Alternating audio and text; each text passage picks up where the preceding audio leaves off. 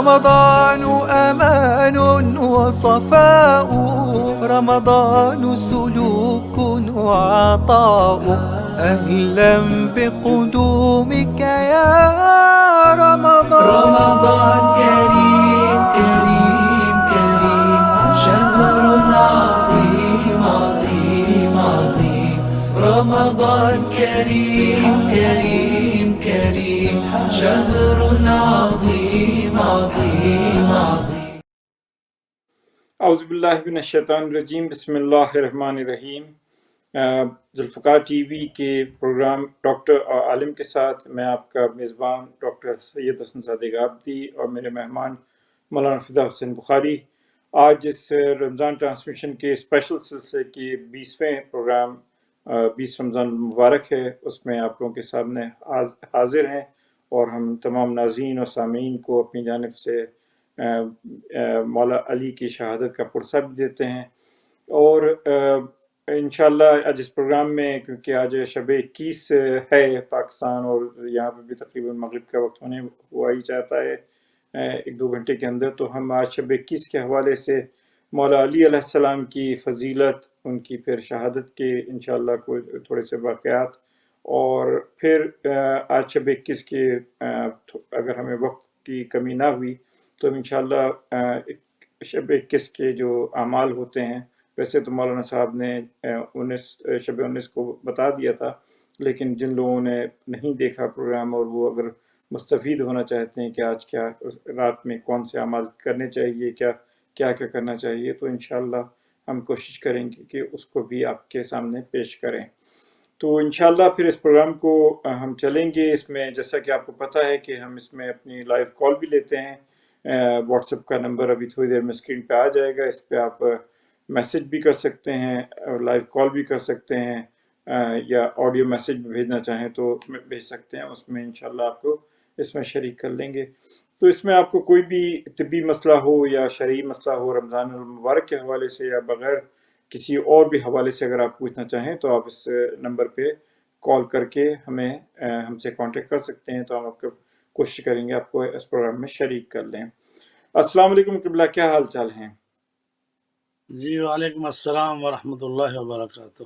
جی، تو جیسا کہ آج میں ابھی بتا رہا تھا اپنے ناظرین کو کہ آج شب 21 ہے، تو شب 21 کے حوالے سے، کیونکہ ہم نے وعدہ کیا تھا رمضان میں کہ ہم کوشش کریں گے کہ روزوں کے مسائل، رمضان کریم کے مختلف جو مسائل پیش آتے ہیں اس کو، اور جیسے جیسے تاریخیں جو آئیں گی تو ان حوالے سے ان پہ اسپیشل پروگرام کریں گے۔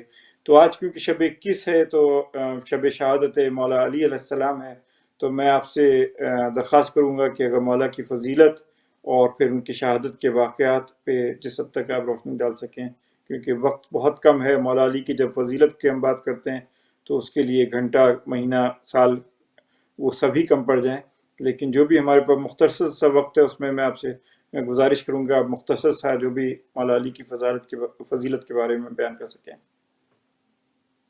جی بہت شکریہ، سلامت رہیں۔ اعوذ باللہ من الشیطان الرجیم، بسم اللہ الرحمن الرحیم۔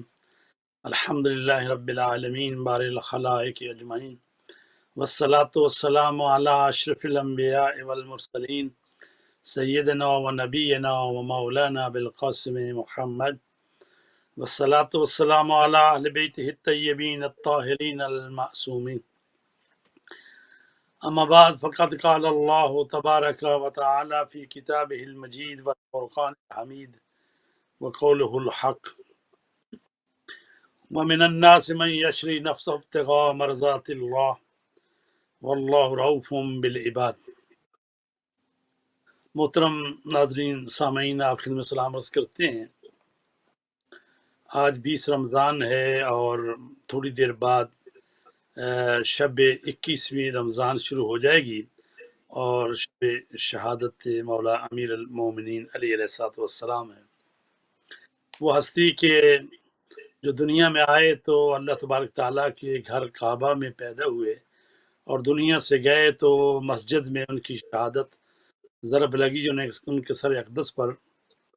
تو شاعر نے کہا کثیرا میسر نشد ان سعادت، بے کعبہ ولادت بے مسجد شہادت۔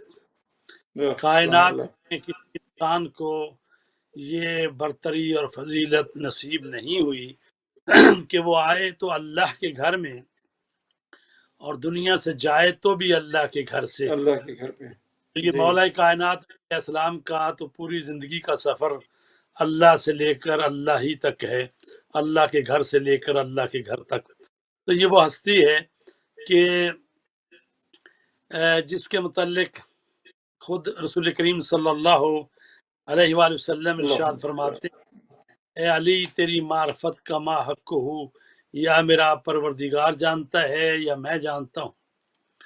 تو وہ ہستی کہ جس کو سمجھا ہی نہ جا سکے، جس کی معرفت کا ما حق ہو لوگوں کو حاصل ہی نہ ہو، اللہ اور اس کا رسول ہی اس کی فضیلت اور اس کی بلندی کو جانتا ہے، اور جس کا نام ہی علی ہو، علی کے معنی ہی بلندی کے ہیں، تو لہٰذا وہ ہستی کہ جس کے متعلق مولا کائنات علی علیہ الصلوۃ والسلام خود فرمائیں کہ میری وہ حیثیت ہے کہ جیسے چکی کے درمیان اس کیل کی ہوتی ہے جس کو قطب کہتے ہیں، اور چکی چلتی ہے اس قطب کی وجہ سے، اگر وہ درمیان میں نہ ہو تو چکی نہ چلے۔ تو فرماتے ہیں اس کائنات میں میری حیثیت جو ہے اس قطب کی مانند ہے۔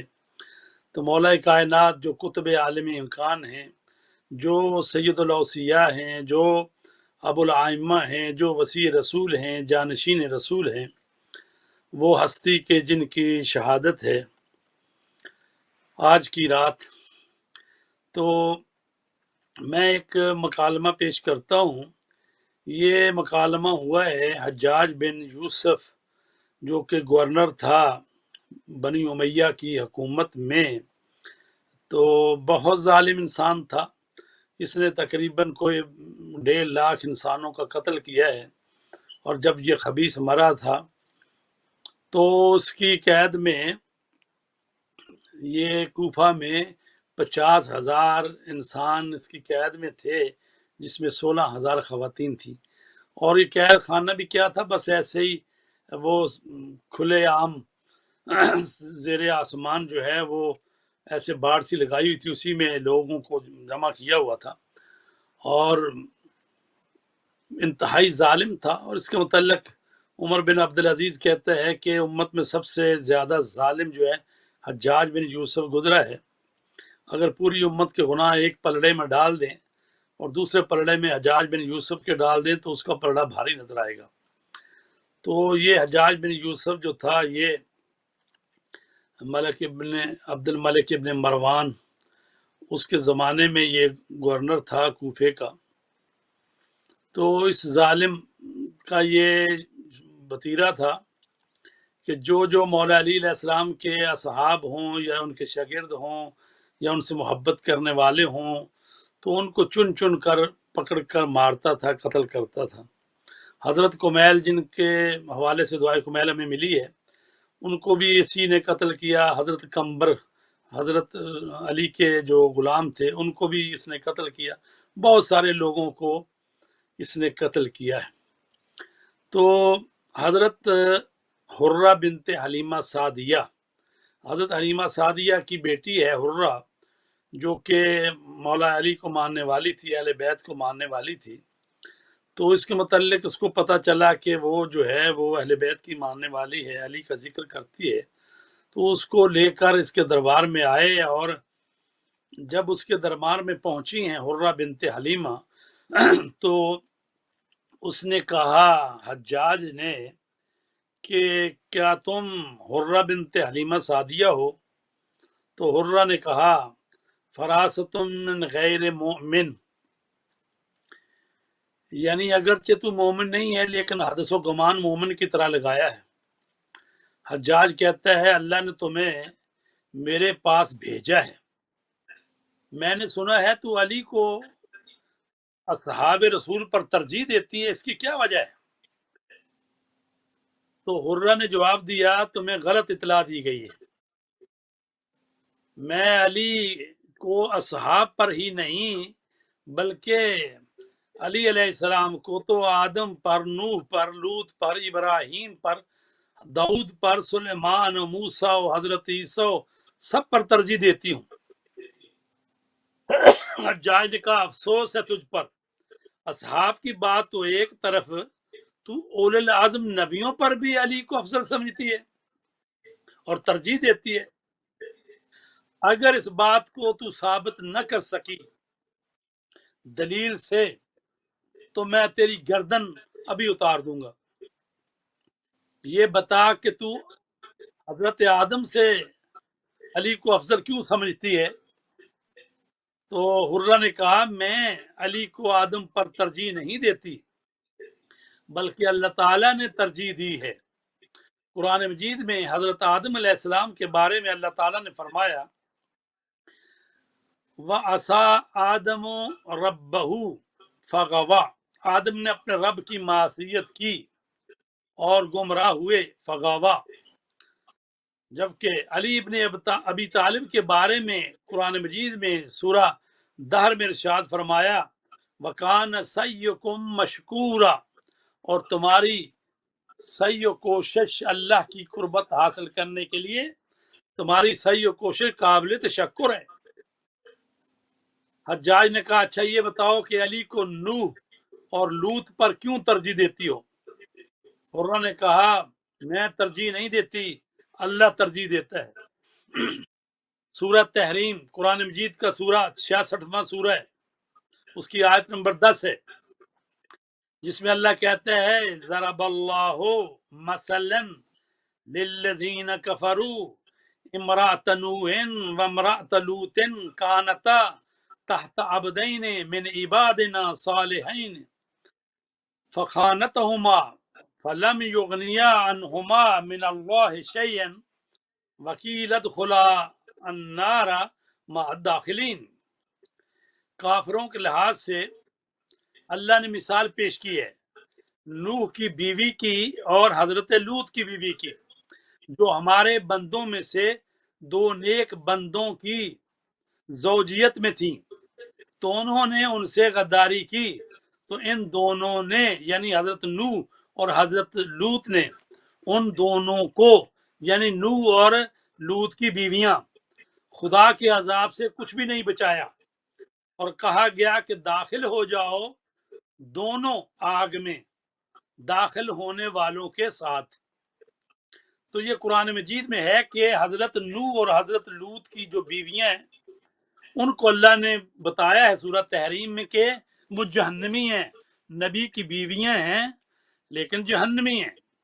لیکن علی کی وہ شان ہے کہ جن کی شادی اللہ کے رسول کی بیٹی فاطمہ زہرا کے ساتھ انجام پائی، اور یہ شادی آسمانوں پر سدرۃ المنتہا کے نیچے انجام پائی، اور فاطمہ زہرا وہ ہیں کہ جن کی رضایت خدا کی رضایت ہے اور جن کی ناراضگی اللہ کی ناراضگی ہے۔ تو حجاج نے کہا اچھا یہ بتاؤ کہ حضرت ابراہیم پر علی کو کیوں ترجیح دیتی ہو؟ تو حرہ نے سورہ بقرہ کی آیت نمبر 260 کی تلاوت کی وَإِذْ قَالَ إِبْرَاهِيمُ رَبِّ أَرِنِي كَيْفَ تُحْيِي الْمَوْتَى قَالَ أَوَلَمْ تُؤْمِنْ قَالَ بَلَىٰ وَلَكِنْ لِيَطْمَئِنَّ قَلْبِي، کہ جب اللہ تبارک تعالیٰ سے حضرت ابراہیم نے کہا ہے پروردگار کہ مجھے دکھلا کہ تو کیوں کر مردوں کو زندہ کرتا ہے، تو کیسے مردوں کو زندہ کرتا ہے، تو اللہ نے کہا کہ کیا تمہیں ایمان نہیں ہے؟ کہا کیوں نہیں، پھر کیوں ایسی بات کرتا ہے؟ مگر اس لیے کہ میرے دل کو قرار آ جائے، لیطمئن قلبی، تاکہ میرا دل مطمئن ہو جائے۔ تو وہ ابراہیم علیہ السلام اللہ سے یہ کہہ رہے ہیں۔ تو علی مرتضیٰ کا وہ جملہ جو جس میں کسی کو شک و شبہ نہیں ہے، آپ نے فرمایا لو کشف الغطا لمستت یقینا، کہ اگر تمام پردے درمیان سے ہٹ جائیں تو علی کے یقین میں کوئی اضافہ ہونے والا نہیں ہے۔ وہ ابراہیم جو امامت، نبوت، خلیل اللہ ان تمام مرتبے پر فائز تھے، پھر بھی کہہ رہے ہیں پروردگار مجھے دکھا دے اپنی آیت اور نشانی تاکہ میرا دل مطمئن ہو جائے کہ کس طرح تو مردوں کو زندہ کرتے ہو۔ تو عزیزہ نے گرامی علی کہہ رہے ہیں کہ اگر سارے پردے ہٹا بھی دیے جائیں تو علی کے یقین میں کوئی اضافہ ہونے والا نہیں ہے، یعنی علی مولا اس منزلت پر فائز تھے، یقین کی اس منزل پر فائز تھے۔ تو حجاج نے کہا احسن یا حرہ، اب یہ بتاؤ کہ علی کو داؤد نبی پر کیسے ترجیح دیتی ہو؟ تو عزیزان گرامی، ہمارا جو عقیدہ ہے وہ یہ ہے کہ رسول کریم صلی اللہ علیہ وآلہ وسلم کے علاوہ مولا کائنات علی علیہ السلام تمام انبیاء سے بھی افضل و برتر ہیں۔ تو لہٰذا اس کی ہمارے پاس دلیلیں ہیں، تو کسی وقت موقع ملا تو اس پر بات کریں گے۔ ابھی ہم وہ مکالمہ پیش کر رہے ہیں جو حجاج کے دربار میں حرہ بنت حلیمہ سعدیہ نے پیش کیا ہے۔ تو اس نے کہا یہ بتاؤ کہ داؤد نبی پر کیسے افضل سمجھتی ہو؟ تو حرہ نے پھر جواب قرآن کی آیت پڑھی کہ خداوند عالم داؤد علیہ السلام کے بارے میں فرماتا ہے، یا داؤد انا جعلناک خلیفۃ فی الارض فاحکم بین الناس بالحق ولا تتبع الہوی فیضلک عن سبیل اللہ، کہ اے داؤد ہم نے تجھے زمین پر خلیفہ بنایا ہے، لوگوں کے درمیان حق کے ساتھ فیصلہ کرو اور خواہشات کی پیروی نہ کرنا، کہ یہ خواہشات کی پیروی جو ہے تجھے اللہ کے راستے سے ہٹا دے گی۔ تو عزیزان گرامی، تو حجاج نے کہا کہ کس چیز کے بارے میں وہ قضاوت تھی؟ تو حرہ نے کہا قرآن مجید کی سورہ انبیاء آیت نمبر 78 79 کا حوالہ دیتے ہوئے کہا کہ دو افراد کے درمیان قضاوت تھی، ایک شخص کا انگور کا باغ تھا اور دوسرے کی بھیڑ بکریاں تھیں۔ بھیڑ بکریوں نے انگور کے باغ میں چر لیا اور باغ خراب کر دیا، اور وہ دونوں قضاوت کے لیے حضرت داؤد علیہ السلام کے پاس آئے۔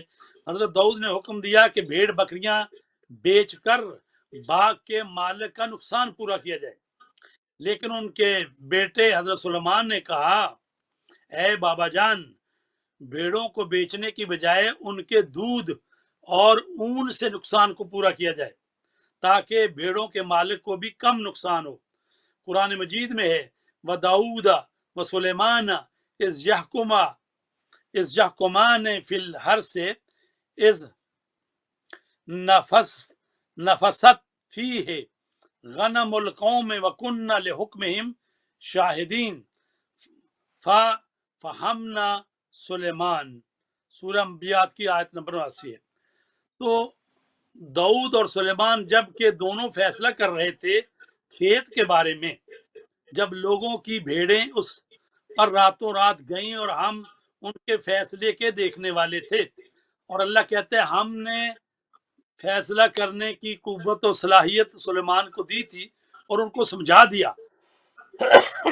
تو اب دیکھیے کہ حضرت داؤد فیصلہ کر رہے ہیں، اللہ کے نبی ہیں، خلیفۃ اللہ ہیں اور وقت کے حاکم بھی ہیں، اور ان کا بیٹا جو ہے اس فیصلے میں اختلافی نوٹ دے رہا ہے، اور اللہ کہہ رہا ہے کہ بھئی ہم نے ان کو بتایا تھا سلیمان کو۔ تو ادھر مولا کائنات علی علیہ السلام ہیں جو علم کی اس منزلت پر فائز ہیں، کہہ رہے ہیں سلونی اما فوق العرش سلونی اما تحت العرش، پوچھو مجھ علی سے کہ عرش کے نیچے تمام باتوں کو میں جانتا ہوں، اور پوچھو مجھ سے سلونی قبل ان تفقدونی، پوچھو مجھ سے قبل اس کے کہ تم اپنے میں مجھ کو نہ پاؤ۔ تو عزیزان گرامی، مولا علی علیہ السلام کا علم وہ ہے، مولا فرماتے ہیں فوالذی نفسی بجدہی لا تسألونی عن شیء فیما بینکم وبین الساعہ، اس ذات کی قسم جس کے قبضہ قدرت میں مجھ علی کی جان ہے، تم نہیں پوچھو گے، آج سے لے کر قیامت تک کے مسائل پوچھو، میں علی ان سب کو جانتا ہوں۔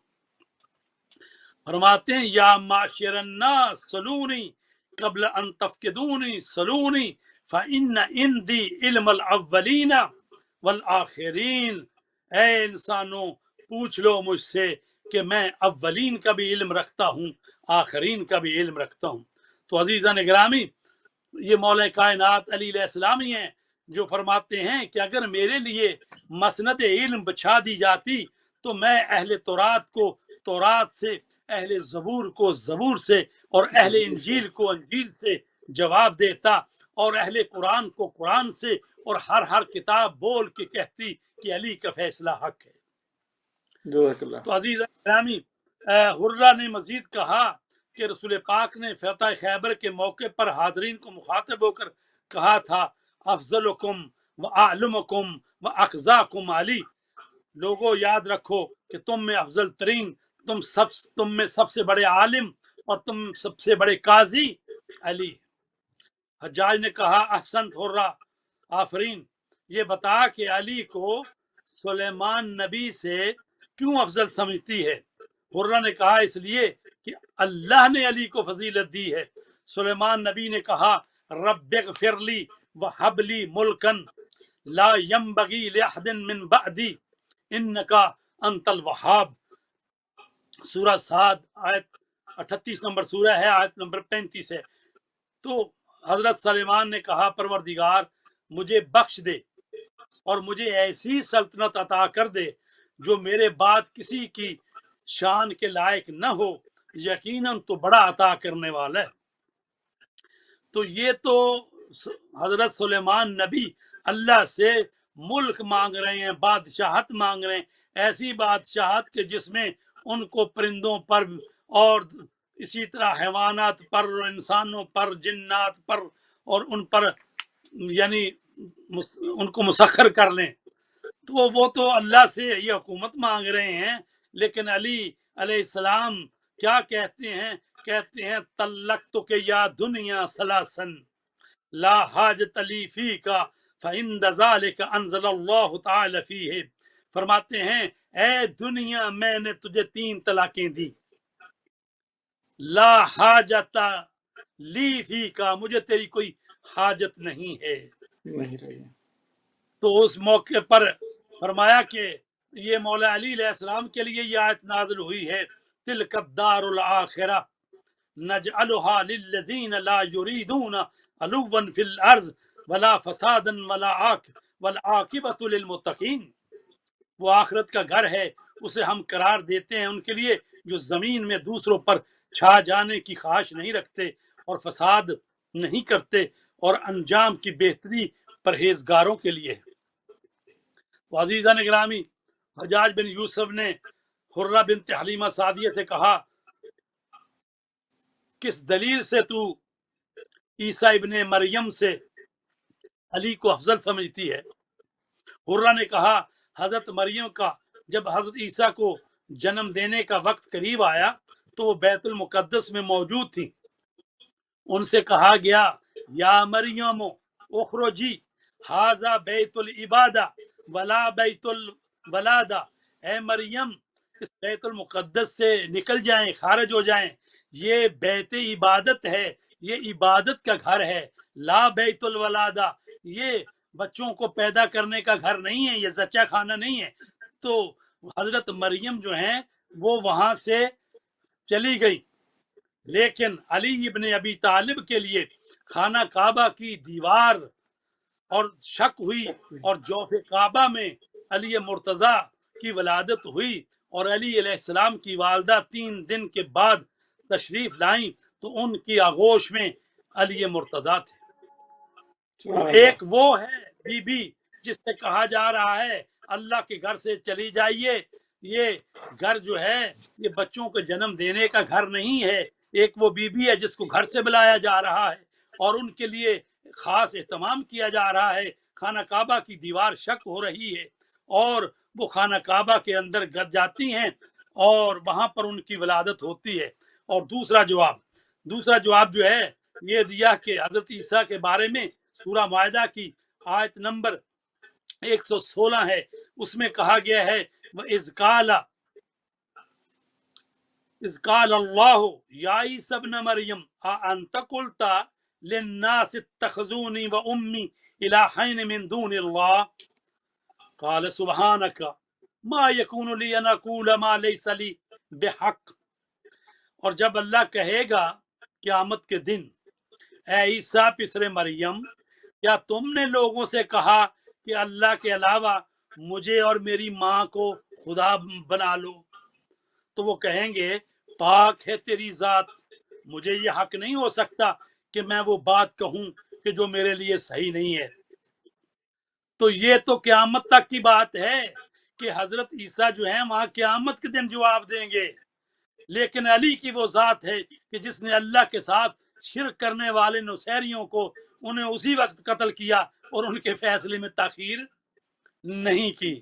تو عزیزان نہیں، گرامی، یہ مولا کائنات علی علیہ الصلوۃ والسلام ہیں کہ جو باقی انبیاء کے فضائل میں بھی شریک ہیں اور ان سے برتر ہیں، اس لیے کہ رسول پاک نے فرمایا کہ من ارادہ ان ینظر آدم فی علم ہی و نوحن فی علم ہی و ابراہیم فی خلت ہی و موسیٰ فی حیبت ہی و عیسیٰ فی زہد ہی فلینظر الی علی ابن ابی طالب، کہ جو چاہتا ہے آدم کو دیکھے اس کے علم میں، اور نوح کو دیکھے اس کے علم میں، اور علم میں ابراہیم کو دیکھو اس کی خلت میں، اور موسیٰ کو دیکھے اس کی حیبت میں، اور عیسیٰ کو دیکھو اس کے زہد میں، تو اس کو چاہیے علی ابن ابی طالب کے چہرے کی طرف نگاہ کر لے تو اس کو سبحان اللہ، آدم کا علم ملے گا، ابراہیم کی خلت بھی ملے گی، موسیٰ کی حیبت بھی ملے گی، عیسیٰ کا زہد بھی ملے گا، اور جمال یوسف بھی ملے گا۔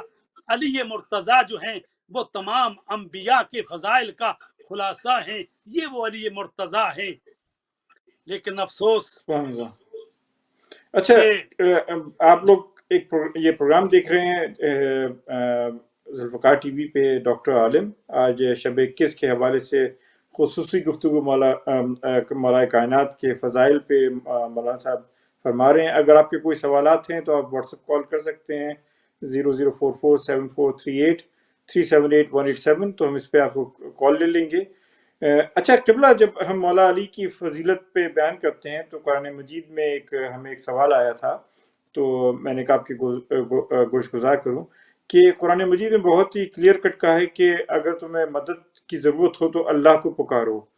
تو جو ہم پہ اہل سنت افراد کا بھی اعتراض ہے کہ ہم یا علی مدد کیوں کہتے ہیں، تو یا اللہ مدد، جبکہ قرآن مجید میں کئی جگہوں پہ آیا کہ اگر مدد کی ضرورت ہے تو اللہ ہی کو پکارو، تو ہم اس کو یا علی مدد کیوں کہتے ہیں؟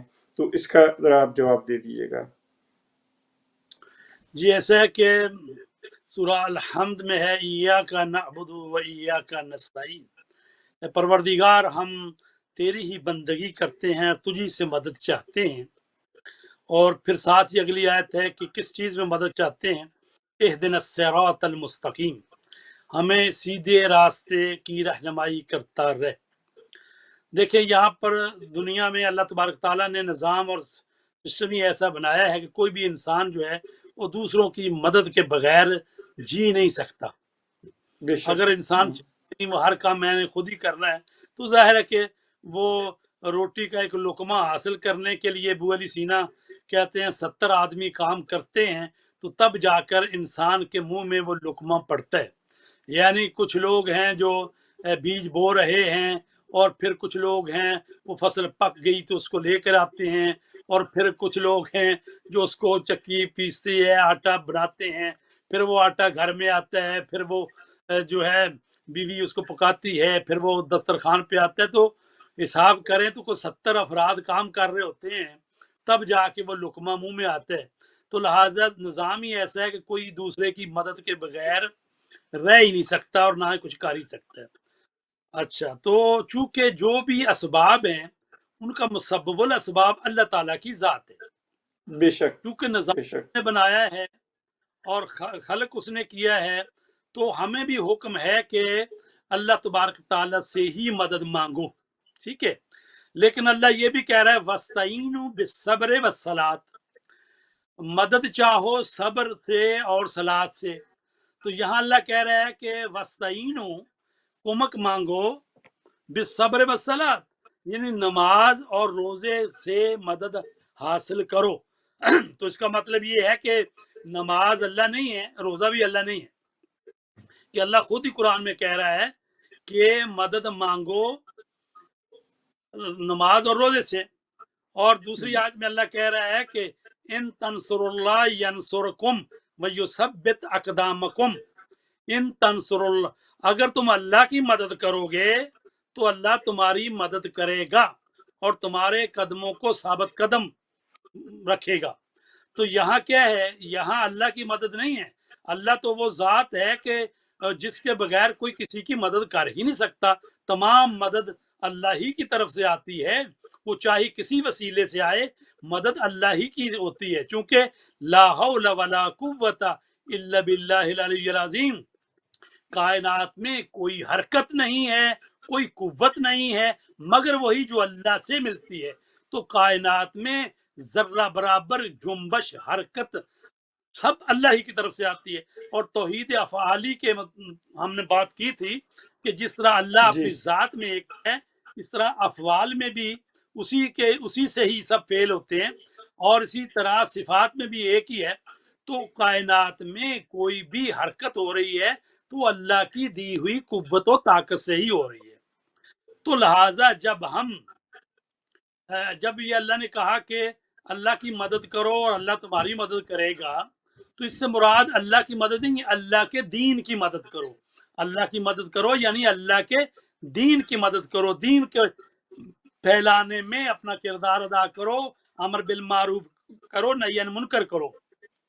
تو عزیزان گرامی، جب رسول پاک بھی دنیا میں موجود تھے تو اس وقت بھی جو جنگیں ہوتی تھیں تو کہتے تھے جاؤ علی، عمر بن عبد ود کے مقابلے میں جاؤ، تو مولا علی جاتے تھے۔ خیبر میں، خندق میں اور بدر میں تو مولا علی نے اکیلے نے 35 آدمی قتل کیے ہیں دشمنوں کے، اور باقی ساروں نے مل کے، اور فرشتے بھی 3000 آئے ہوئے تھے، ان کی بھی مدد شامل تھی، تو 35 تو یہ جو مدد کی ہے مولا علی کو، جو مددگار کہا جاتا ہے، اور قرآن مجید میں سلطان النصیرہ کہا گیا ہے کہ رب ادخلنی مدخل صدق واخرجنی مدخل صدق، اور پھر ہے وجعلنی من لدنک سلطانا نصیرا، اے پروردگار میرے لیے سلطان نصیر، مددگار قرار دے۔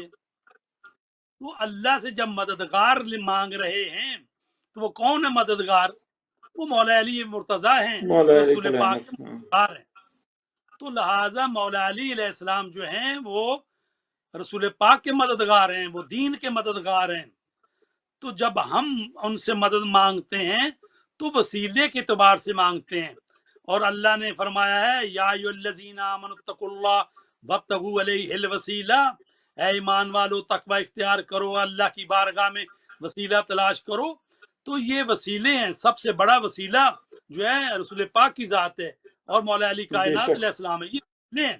تو مدد تو اللہ ہی کی ہوتی ہے اور اس میں کوئی شک نہیں ہے، لیکن وسیلہ جو ہے کبھی قرآن ہے، کبھی روزہ ہے، کبھی وہ منت مانگتا ہے آدمی کوئی اور وسیلہ اللہ کی بارگاہ میں، تو یہ سب سے بڑا وسیلہ رسول پاک کی ذات ہے۔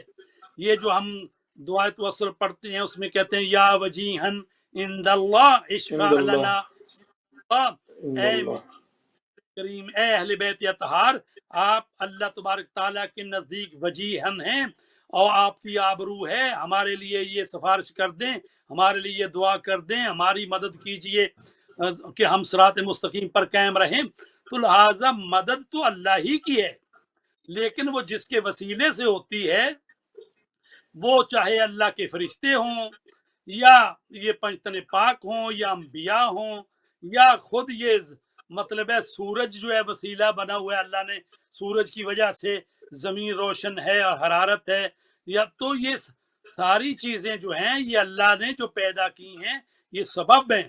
تو لہٰذا یہ کوئی بھی اپنی حیثیت میں مستقل نہیں ہے، مستقل صرف اللہ کی ذات ہے۔ تو لہٰذا اللہ سے اگر جدا سمجھیں کہ اللہ کی منشا نہ ہو اور کوئی مدد کر جائے، اس کو کہتے ہیں شرک ہے، کہ جو کہ اللہ چاہتا نہیں ہے کوئی اور کر دے۔ لیکن جب کہیں کہ اللہ ہی مدد کرتا ہے لیکن ان ہستیوں کے وسیلے سے مدد کرتا ہے، یہ اللہ نے آئے ہیں مددگار کے ان سے بھی آپ مدد لے سکتے ہو، تو ان کی طاقت قوت وہی ہے جو اللہ سے ملتی ہے۔ اگر اللہ سے جدا کہیں گے تو پھر تو آپ کہیں گے کہ جب اللہ کو کہا گیا پکارو تو ان کو کیوں پکارتے ہو؟ تو لہٰذا ہم ان کو نہ اللہ سمجھ کے پکارتے ہیں نہ معبود سمجھ کے پکارتے ہیں، بلکہ ان کو اللہ کی طرف سے مقرر کردہ ولی اور ناصر اور مددگار سمجھ کے کہ اللہ ہی نے ان کو مقرر کیا ہے، تو اس لیے ہم پکارتے ہیں، اور یہ کوئی شرک نہیں ہے۔ اچھا، بعض لوگ کہتے ہیں جناب چلو وہ تو بات ٹھیک ہے کہ جب یہ لوگ زندہ تھے دنیا میں، شہید نہیں ہوئے تھے، تو اس وقت تو مدد کرتے تھے، تو آج بھی یہی ہے، ہر کوئی ایک دوسرے کی مدد کرتا ہے۔ تو جب یہ دنیا سے چلے گئے ہیں تو اب تو یہ عالم برزخ میں ہیں، اب کیوں ان کو پکارتے ہو؟ یہ اصل معاملہ یہ اس پر ہے، یعنی وہ جو دنیا میں جی مدد کرنا یا رسول پاک کے ساتھ جنگ میں حصہ لے کے دشمنوں کو قتل کرنا، اس میں وہ مسئلہ نہیں ہے۔ وہ کہتے ہیں جی عالم برزخ میں، تو چونکہ وہابیت جو ہے ان کا نظریہ یہ ہے کہ عالم برزخ میں یہ لوگ جو جلے گئے تو لہٰذا یہ یہاں پر کچھ نہیں کر سکتے۔ البتہ وہ کہتے ہیں قیامت کا دن ہوگا، اللہ ان کو دوبارہ زندہ کرے گا، اٹھائے گا، اس وقت رسول پاک شفاعت کریں گے لوگوں کی، لیکن عالم برزخ میں یہ جو ہیں یہ کسی کے لیے کچھ نہیں کر سکتے، یہ ان کا نظریہ ہے۔ لیکن مکتب امامیہ کا اور اسی طرح برادران اہل سنت جو ہیں وہ کہتے ہیں ایسا نہیں ہے، رسول پاک جو ہیں حیات برزخی رکھتے ہیں اور وہ زندہ ہیں، اور جب ان کی تعلیمات پر عمل کرنے والے شہداء جو ہیں وہ بھی زندہ ہیں، اور ان کے لیے کہا گیا وَلَا تَحْسَبَنَّ الَّذِينَ قُتِلُوا فِي سَبِيلِ اللَّهِ أَمْوَاتٌ، کہ جو اللہ کی راہ میں قتل ہو گئے ان کو مردہ مت کہو، بل احیاء عند ربهم يرزقون، بلکہ وہ اللہ کے ہاں زندہ ہیں اور رزق پا رہے ہیں۔ تو حیات برزخی جو ہے وہ پیغمبر اسلام کو بھی حاصل ہے، اور پنجتن پاک کو، انبیاء کو، اولیاء کو۔ تو جب حیات برزخی ان کو حاصل ہے تو اللہ کے اذن سے وہ ہماری بات سنتے بھی ہیں، ہمارے سلام کا جواب بھی دیتے ہیں، ہماری مدد بھی کرتے ہیں۔ تو لہٰذا ان کو مدد کے لیے پکارنا جو ہے وہ شرک نہیں ہے، چونکہ ہم سمجھتے ہیں کہ وہ اللہ کے اذن سے ہی ہماری جو ہے وہ مدد کرتے ہیں۔ مدد کر رہے ہیں۔ بہت شکریہ، بہت ہی تفصیل سے قبلہ نے اس سوال کا جواب دیا آپ کو کہ، اور اگر میں کہنے میں بجا ہوں تو کیونکہ اگر ایک بچہ بھی جب اپنی ماں کو مدد کو پکارتا ہے تو بے شک رزق دینے والا تو اللہ ہی ہے، لیکن ماں کو وسیلہ بناتا ہے۔ تو اسی طرح اگر ہم جو مدد کے لیے عالی مدد کہتے ہیں تو اس کا مقصد یہ ہے کہ ہم اللہ سے مدد مانگ رہے ہیں، لیکن وسیلہ مولا علی کائنات کو، مولا کائنات کو ہم بناتے ہیں۔ اچھا قبلہ، ایک اور جو اعتراض کافی زیادہ ہوتا ہے جب ہم کہتے ہیں کہ رسول اللہ نے اپنی زندگی میں غدیر خم کے مقام پہ مولا کائنات کی نیابت کا اعلان کر دیا تھا، تو اگر آپ اسکالرز دیکھیں اہل سنت کے اور اہل حدیث کے، تو وہ کہتے ہیں مولا کے میننگ دوست ہیں۔ تو جو غدیر خم میں جو اعلان کیا گیا وہ یہ کہا کہ علی جو ہیں مولا، علی مولا کا مطلب یہ ہے کہ علی دوست ہیں، میرا دوست علی کا دوست۔ تو جبکہ ہمارا نظریہ یہ ہے کہ مولا کائنات کی نیابت کا اعلان کیا تھا۔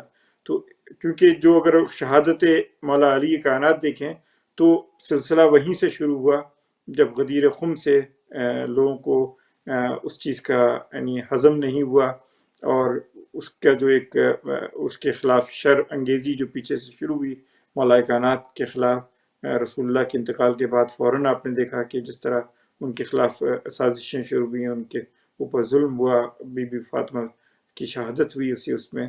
تو اس کی ذرا آپ تفصیل بتائیے کہ جو مولا کے یہ کہتے ہیں عربی میں بہت ساری معنی ہے، ایک میننگ جو یہ بھی ہے کہ دوست، جو ایک خاص لاجک یہ بیان کی جاتی ہے۔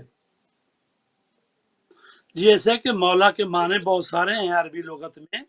مولا کے معنی جو ہیں وہ اولا بالتصرف کے بھی ہیں، حاکمیت کے بھی ہیں، چچا زاد بھائی کے بھی ہیں، آقا کے بھی ہیں، غلام کے بھی ہیں۔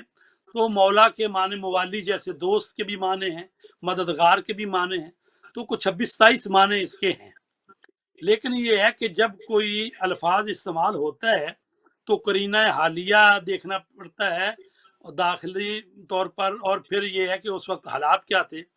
تو بات یہ ہے کہ جب آیت یہ بتا رہی ہے سورہ مائدہ کی آیت نمبر 67 جس میں کہا گیا ہے یا ایھا الرسول بلغ ما انزل الیک من ربک، اے اللہ کے رسول پہنچا دے اس حکم کو جو تیرے رب کی طرف سے تیری طرف نازل ہو چکا ہے، ان لم تفعل، اور اگر آپ نے ایسا نہ کیا، فما بلغت رسالتا، تو گویا آپ نے اللہ کی رسالت کو انجام ہی نہیں دیا۔ واللہ یعصمک من الناس، اور اللہ تجھے انسانوں کے شر سے محفوظ رکھے گا۔ ان اللہ لا یہدی القوم الکافرین، اور اللہ تو کافرین کی ہدایت نہیں کرتا۔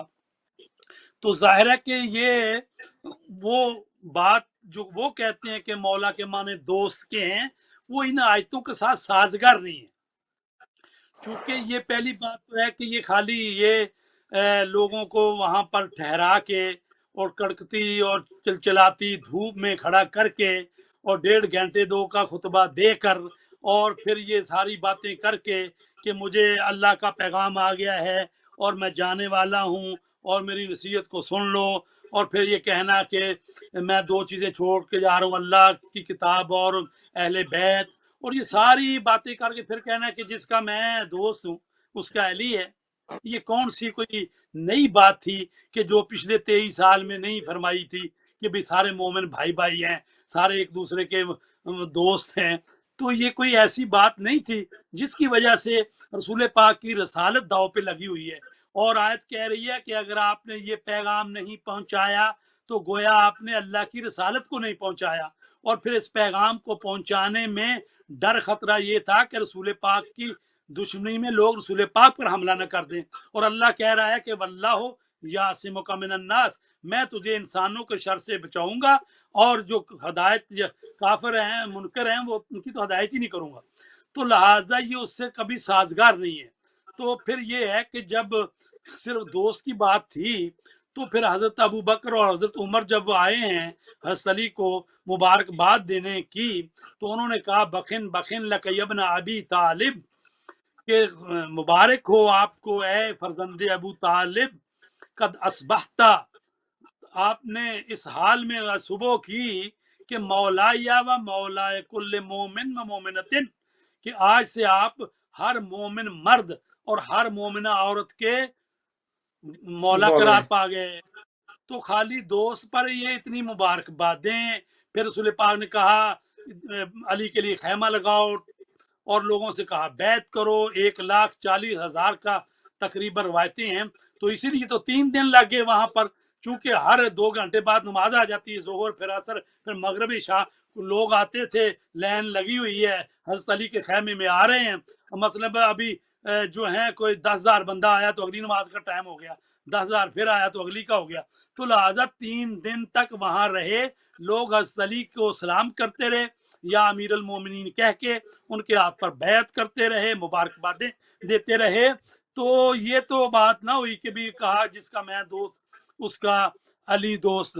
تو لہٰذا مولا کے معنی جو ہیں وہ کہتے ہیں جی، اس سے آپ دیکھیں کہ رسول پاک نے دعا کی تھی اللہم وال من والا و آد من آدا، اے اللہ جو علی کو دوست رکھے اس کو تو دوست رکھ، جو علی سے دشمنی کرے تو اس کو ذلیل کر دے۔ تو دیکھیں اس میں تو خود دعا یہ کر رہے ہیں کہ علی کو جو دوست رکھے، تو اس کا مطلب یہ ہوا کہ دوستی کی ہی بات تھی۔ ہم ان سے کہتے ہیں کہ آپ اس حدیث کا آخری حصہ دیکھ رہے ہیں جو دعا کی شکل میں، اس حدیث کا پہلا حصہ دیکھیں جس میں علی مولا رسول پاک فرما رہے ہیں ایھا الناس من اولی الناس بالمؤمنین من انفسہم، اے لوگوں بتاؤ کہ تم پر کون، تمہارے جانوں پر تم سے زیادہ تصرف کون رکھتا ہے، یہ بتاؤ۔ اور یہ قرآن مجید کی سورہ احزاب کی وہ آیت ہے جس میں فرمایا گیا نبی اول بالمؤمنین من انفسہم، نبی مومنوں کی جانوں پر ان سے زیادہ اختیار رکھتا ہے۔ تو فرما رہے ہیں کہ اولا کون ہے، اور جب رسول پاک نے ان سے پوچھ لیا کہ بتاؤ تمہاری جانوں پر تم پر زیادہ اختیار کون رکھتا ہے، تو انہوں نے کہا بے شک آپ ہم پر زیادہ اختیار رکھتے ہیں۔ تو جب اولا پہلے کہہ لیا پھر کہا من کنت مولا فہذا علی مولا، جس کا میں مولا اس کے علی مولا ہیں۔ تو لہٰذا جن معنوں میں رسول پاک مولا ہیں صحابہ کے، انہی معنوں میں حضرت علی ہے۔ ہم تو یہ کہتے ہیں بلکہ کہ حضرت رسول کریم صلی اللہ علیہ وسلم آدم کے مولا ہیں، نوح کے مولا ہیں، ابراہیم کے مولا ہیں، اور اسماعیل کے مولا ہیں، حضرت یوسف کے مولا ہیں، حضرت موسیٰ کے مولا ہیں، حضرت عیسیٰ کے مولا ہیں۔ تو فرمایا جس جس کا میں مولا اس کے یہ علی مولا۔ تو علی، اسی لیے تو ہم افضل مانتے ہیں، انبیاء سے افضل کیوں ہم مانتے ہیں؟ اسی لیے ہم مولا کے معنی، اس کے حقیقی معنی جو اولا بالتصرف ہے، حاکمیت کا معنی ہے، اس معنی میں مانتے ہیں۔ تو لہٰذا جب رسول پاک تمام انبیاء سے افضل ہیں تو اسی طرح حضرت علی علیہ السلام اس حدیث کے مطابق جو ہے وہ تمام انبیاء کے بھی مولا ہیں۔ تو لہٰذا مولا ہے۔ حدیث کے اول کو دیکھا جائے۔ اور پھر یہ ہے اگر صرف دوستی کی بات ہوتی تو رسول پاک کیوں فرماتے الا فلیبلغ الشاہد الغیب، فرمایا جتنے بھی لوگ یہاں حاضر ہیں تو ان سے میں یہ کہتا ہوں کہ وہ غیب تک یہ پہنچائیں، یعنی جو یہاں جو پر لوگ حاضر نہیں ہیں۔ نہیں ہے اس تک یہ بات پہنچائیں۔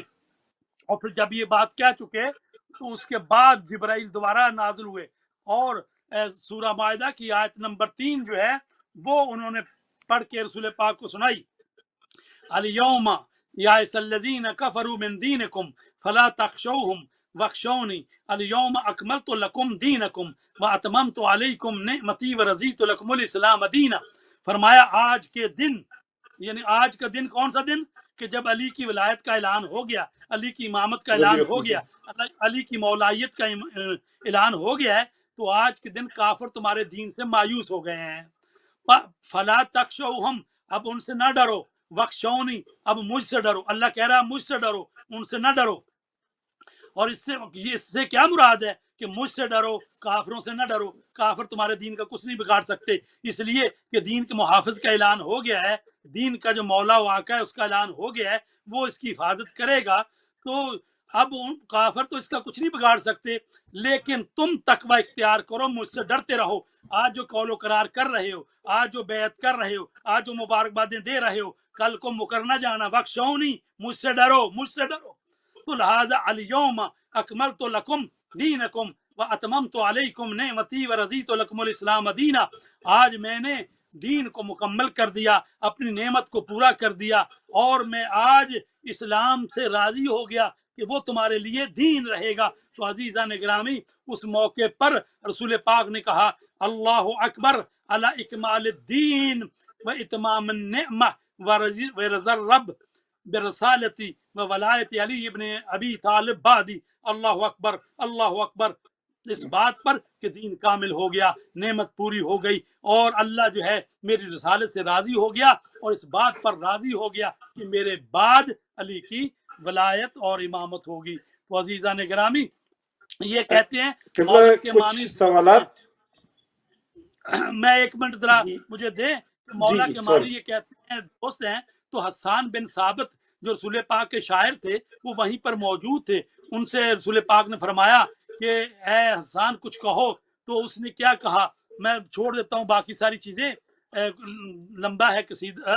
تو اس نے کہا فقال له قم یا علی فاننی رضیت من بعد اماما وہادیا، کہتے ہیں کہ ینادیہم یوم الغدیر نبیہم، کہ نبی نے مسلمانوں کو غدیر کے دن پکارا اور کہا کہ اے علی اٹھو، فقالا یا قم یا علی اٹھو، فإننی رضیتک من بعد اماما وہادیا، اور میں راضی ہوں اس بات پر کہ تو میرے بعد امام اور ہادی ہو۔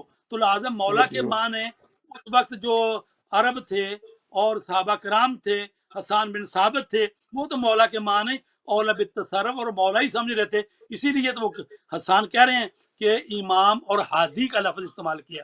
یہ تو بات کی باتیں ہے نا کہ جب دیکھا کہ بھئی اگر اس حدیث کو مان لیں تو یہ تو سارا ہم سے نیچے گر جاتا جو ہم نے سلسلہ بنایا ہوا ہے، تو اس لیے کہتے ہیں جی مولا کے معنی یہ نہیں تھے، وہ نہیں تھے، اور یہ تو لہٰذا یہ اس وقت جو ہے اس ساری حدیث کو جو کہ متواتر ہے، اور اس حدیث کو 110 صحابہ نے نقل کیا ہے، اور اس کو 360 علماء اور محدثین نے نقل کیا ہے، اور اس پر علامہ امینی نے 11 جلد کتاب الغدیر کے نام سے لکھی ہے، جو صدر اسلام سے لے کر اس یہ 14ویں صدی تک جتنے بھی آئی ہیں کتابیں، ان کے نام، شعراء کے نام سب کے لکھے ہیں کہ جن جن نے اس واقعہ کے متعلق اپنے بیانات دیے۔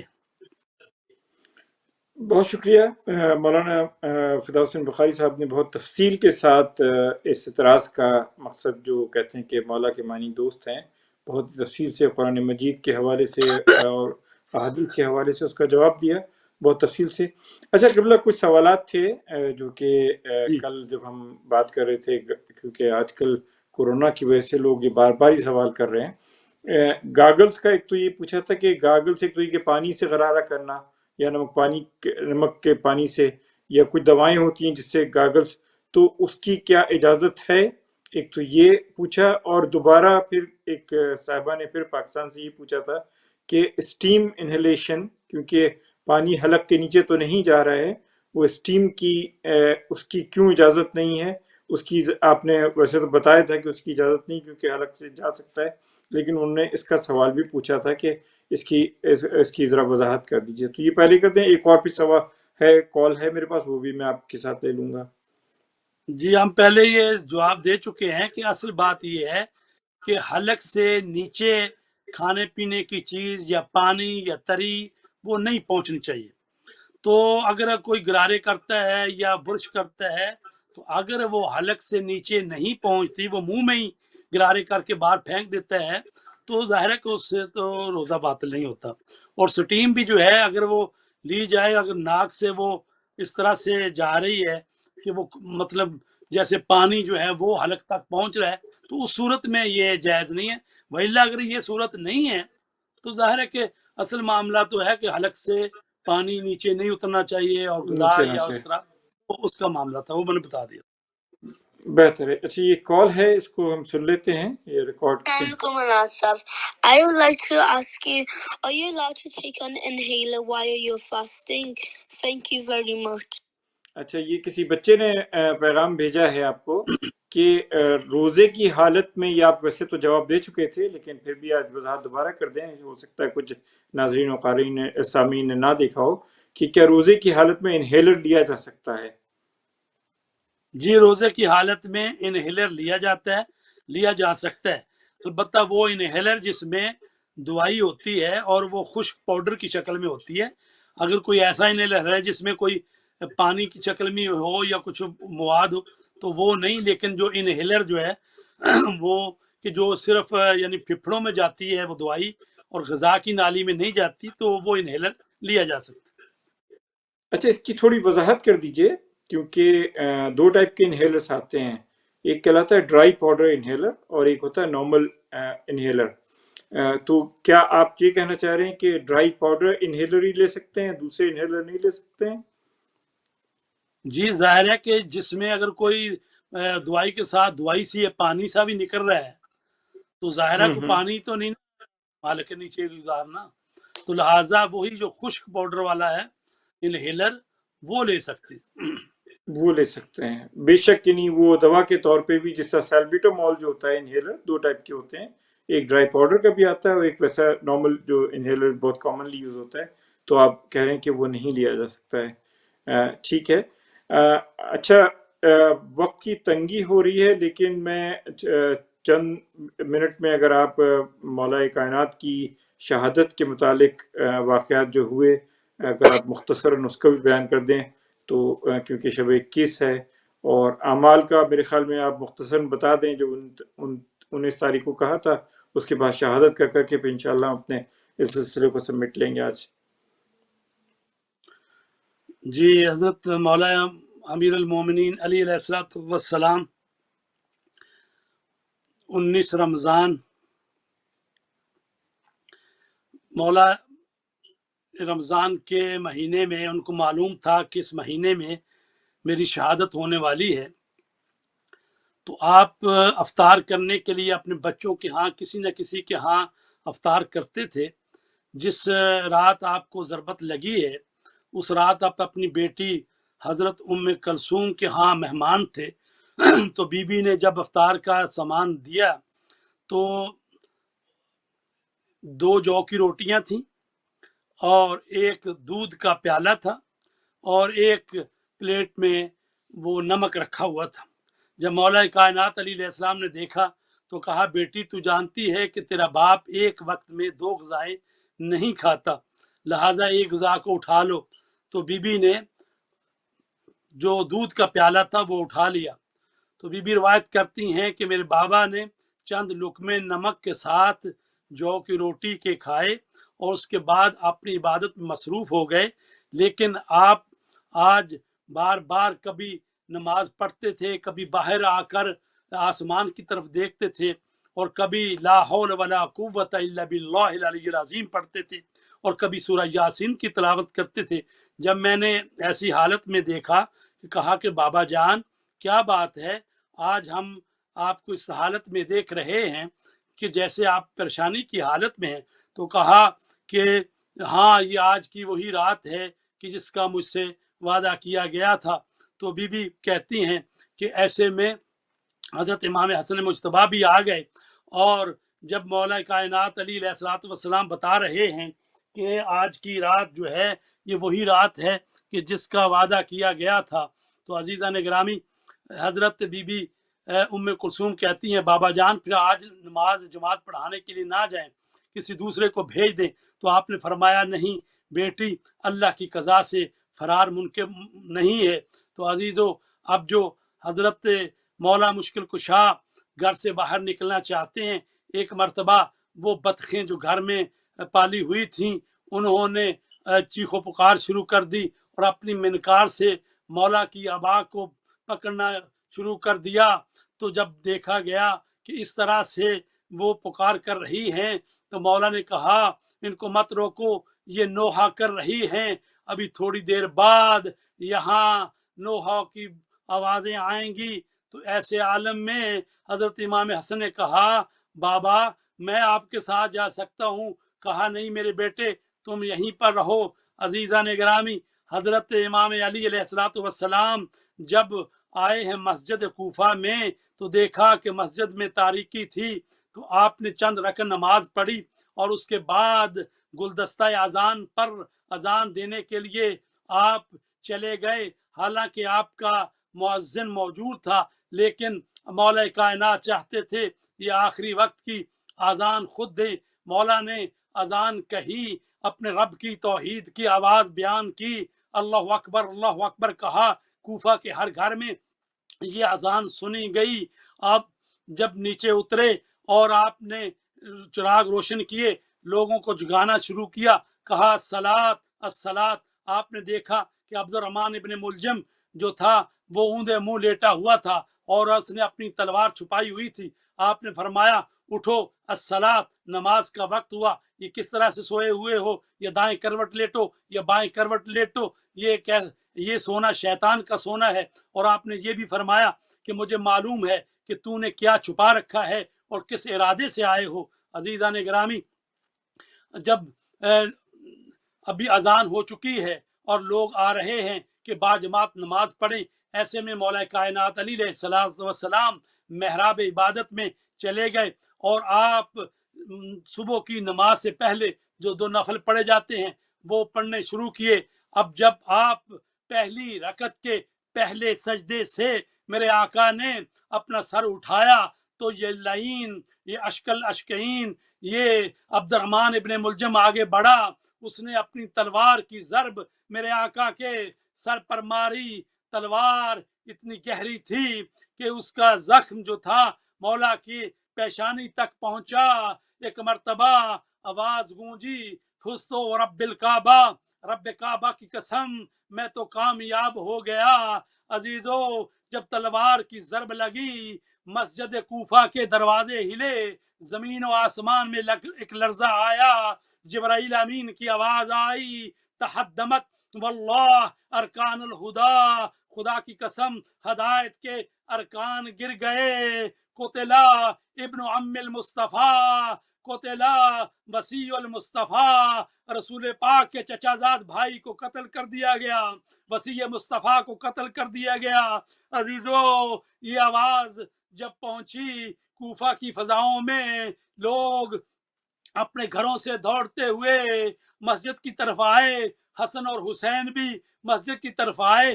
دیکھا کہ ان کے بابا کے سر اقدس میں ضرب لگی ہوئی ہے، خون بہ رہا ہے، اور مولا محراب سے مٹی اٹھا کر اپنے سر میں ڈال رہے ہیں اور آیت پڑھ رہے ہیں کہ جس میں کہا گیا ہے ہم نے تمہیں اس مٹی سے پیدا کیا، اس مٹی میں لے جائیں گے اور اسی مٹی سے دوبارہ تمہیں زندہ کریں گے۔ امام حسن آئے، کہا بابا جان آپ کو کس نے قتل کر دیا، کس نے ضرب لگائی؟ کہا مجھے عبد الرحمن ابن ملجم مرادی نے مارا ہے۔ عزیزو، امام نے کہا میرے بیٹے پہلے نماز قائم کرو۔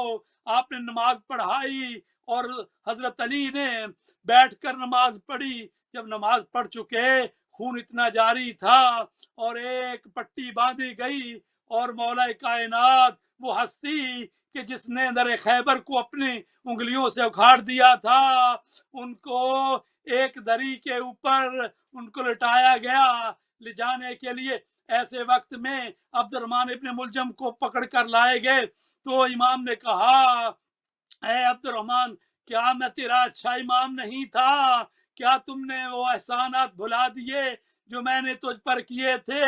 عزیزو، مولا علی علیہ السلام کو جب لوگ لائے، ایک مرتبہ گھر کے قریب پہنچے، آپ نے کہا مجھے زمین پر اتارو۔ عزیزو، کہا کہ میں اپنے پاؤں سے چل کر گھر پہنچوں گا، اور لوگوں سے کہا اپنے اپنے گھروں کو چلے جاؤ۔ شاید اس سے یہ مراد ہو کہ یہ لوگ جب میری بیٹیاں مجھے دیکھیں گی اور وہ گریہ کناں ہوں گی، یہ لوگ میری بیٹیوں کے رونے کی آواز بھی نہ سنیں۔ عزیزو، مولا کائنات علی علیہ السلام جب گھر آئے، وہ یہاں پر میں وہ جملے بیان کروں جو آیت اللہ خامنائی کہتے ہیں کہ جب مولا کے سر پر ضرب لگ گئی، امام حسن پوچھ رہے ہیں بابا آپ کو کس نے قتل کیا؟ روتے جا رہے ہیں۔ کہا میرے بیٹے گریہ نہ کرو، ایسے حوادث ہوتے رہتے ہیں۔ اور جب امام حسین جو رو رو کر ان کی آنکھیں سوج گئی تھی، ان سے کہا بیٹا نہ رو، لیکن جب اپنی بیٹیوں کے پاس پہنچے، وہی امام جو اپنے بیٹوں کو سمجھا رہے تھے، صبر کی تلقین کر رہے تھے، جب بیٹیاں گریہ کر رہی تھی تو مولا امام علی علیہ السلام گریہ کر رہے تھے۔ اور 19 کی شب کو ضرب لگی، 20 اور 21 کو صبح کے وقت اس دنیا سے چلے گئے۔ ان للہ و انا الیہ راجعون۔ انا للہ و انا الیہ راجعون۔ اسی کے ساتھ ہمارے وقت کا پروگرام کا وقت ختم ہوا۔ انشاءاللہ کل پھر حاضر ہوں گے۔ اللہ حافظ۔ رمضان صيام ودعاء، رمضان أمان وصفاء، رمضان سلوك وعطاء، أهلا بقدومك يا رمضان. رمضان كريم كريم كريم، شهر عظيم عظيم عظيم. رمضان كريم كريم كريم، شهر عظيم